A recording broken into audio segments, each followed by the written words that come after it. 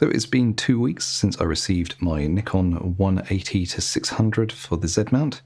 So far, very happy with it. It's a big upgrade for me, and I figured I'd go through a few of the things that I've noticed so far. This isn't going to be an in-depth review because how can I review something like this in anything less than 6 months? It's why I typically do such long-term reviews, because for something that I will use for so many things for so long a period of time, I feel like the review should reflect that somewhat. So for now, I'm just going to talk about some of the things that I've noticed with it so far.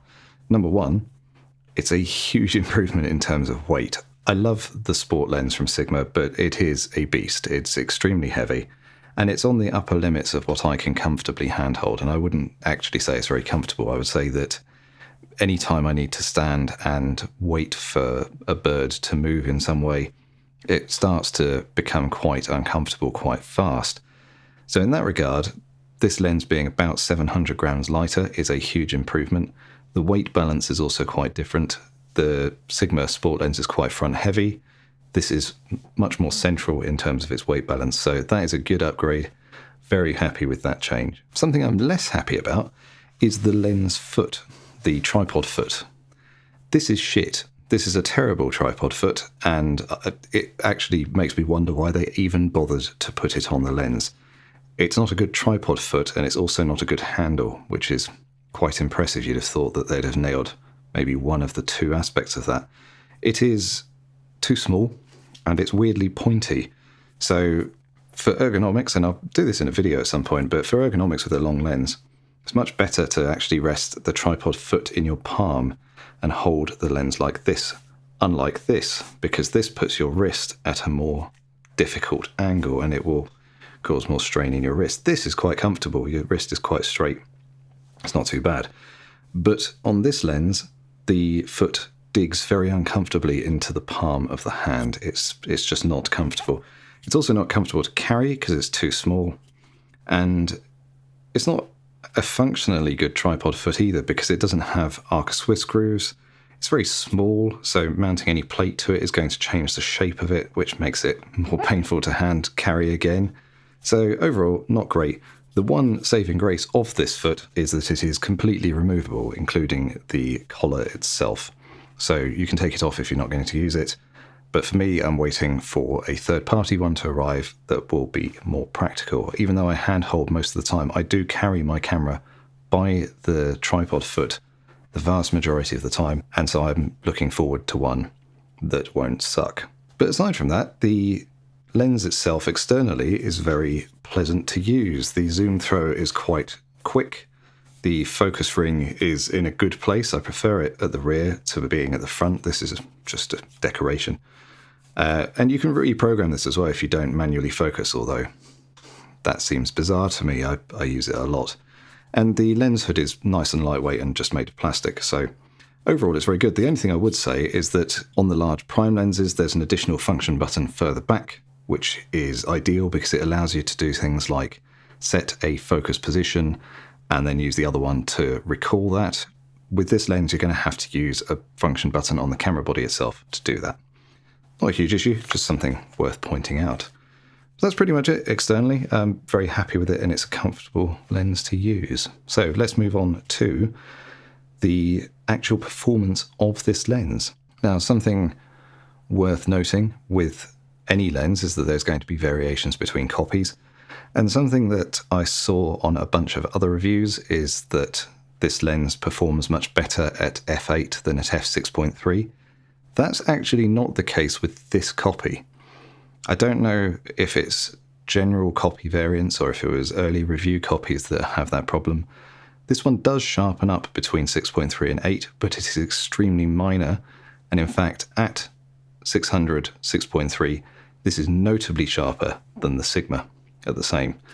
So overall, this is a big upgrade. Even if this was slightly degraded at 600, 6.3, it would still be sharper than this. So that's certainly something worth keeping in mind, considering that it's something that's cropped up in quite a reviews online. So yes, looking at these test photos that I took with my extremely professional rear of an Instax box on top of a T-tin, as I don't actually own a test chart, You can see that the Sigma is extremely sharp in the center, in fact, but it very rapidly drops off towards the edge. It becomes quite blurry towards the edge. This is something that does not happen on the Nikon. The Nikon, by comparison, is effectively the same sharpness all the way to the edge, and that is a decent upgrade. It's not something that's critically important, I would say. In a wildlife lens, it's very rare that edge sharpness is as important as center sharpness, but it is nice to have. Both of these lenses perform very similarly from f8 onwards, but it is something noticeable wide open. And for me, that's really useful. I don't shoot all the time wide open. I do shoot at f8 quite a lot, but in the instances where I need the extra stop of light, or 2/3 of a stop of light, it's nice to have that. And this is a very sharp lens, so I'm not worried about the wide open performance on my copy, at least. Move these out of the way. So let's have a look at some example photos, and I'll talk a little bit about the performance of the lens. And first up, I'd say that focusing speed is notably improved over the Sigma. I would say that on the Z9, I've actually not had any problems with the Sigma tracking focus on a subject once it's found it, but when you're performing long shifts, it is slower to move, and that means that it is often slower to acquire focus on a subject. It's not a huge issue when you are focusing on things that are static, but when you've got fast-moving subjects like birds in flight, it makes a big difference. And so I've been getting more keepers and longer sequences since I've been using the Nikon Z lens, which is very nice. And overall, the rendering of the subjects has been extremely pleasant. So as a first example, here's a picture of a pigeon that I took early in the mornings. This is just at sunrise, which is why the light is so nice and soft. This was at 6.3 at 600 millimeters, and the rendering is lovely. The color is very nice. I think it's done a really good job, and the subject is very sharp and very crisp. One thing that I have noticed, which is a little bit peculiar, I suppose, is that this lens seems to suffer more from coloured fringing than the Sigma does. This could be down to lens coatings, or it could just be down to the lack of a lens profile in Lightroom. I'm not entirely certain what the situation is with that at the moment.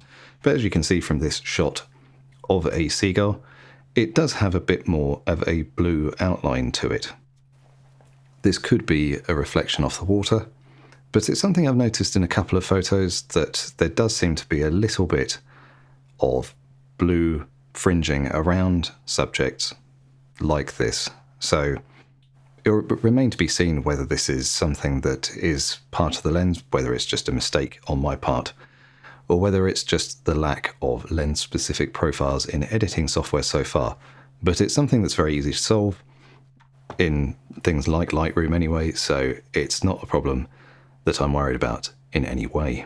Here's another photo of a pigeon, and as you can see, again, the focus on this is spot on, which is very nice considering that one of the wings is actually slightly closer to the camera, which means that in this instance it actually did detect the subject. This is something that I've noticed with the lens so far. It does seem to pick up subjects faster. So for me, as somebody who is looking for this sort of shot, so quick flying shots of birds, the lens has performed notably better, and I'm very happy with that. So last on my list of things to mention is that one of the main reasons that I bought this lens and why I wanted it as an upgrade from the Sigma is because I shoot quite a lot of video. And it's something I haven't been able to do since I swapped to the Z9 because the Sigma lens just doesn't work for video. The reason for that is that the image stabilizer was not designed for it, and it introduces some very curious, shaky sort of footage. It's very, very strange. And that's fine. It wasn't built to do that. It's a DSLR lens. It was built for photography, and it was built quite a while ago, and it's a very good lens, and a very reasonable price point if you want a good wildlife lens, albeit a very heavy one. I'd probably just get the contemporary if you're looking at that. But in that instance, the Nikon is a huge upgrade. The image stabilizer in it is much more powerful.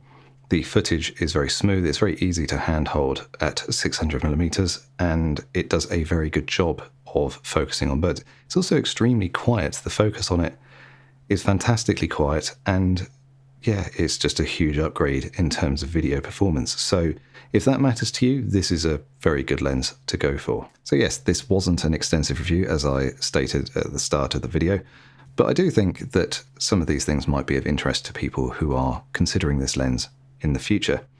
I will do a more comprehensive review of this lens in about another 5 months or so, when I feel like I can more easily speak to how it performs long term, if there are any odd foibles that I haven't come across yet. If you have any questions about this lens, please do ask them in the comments. I'll try and answer any that I can, and I'll close out this video with a few of the other photos I've taken in the past couple of weeks. I'm particularly happy with these jackdaw photos, even though they're extremely high ISO. They're all shot pretty much at 25,600, I think, but the colours came out nice, and as I said earlier, I think this lens has very pleasing background blur, and it's making quite a big difference to how I photograph certain subjects. Thank you very much for watching.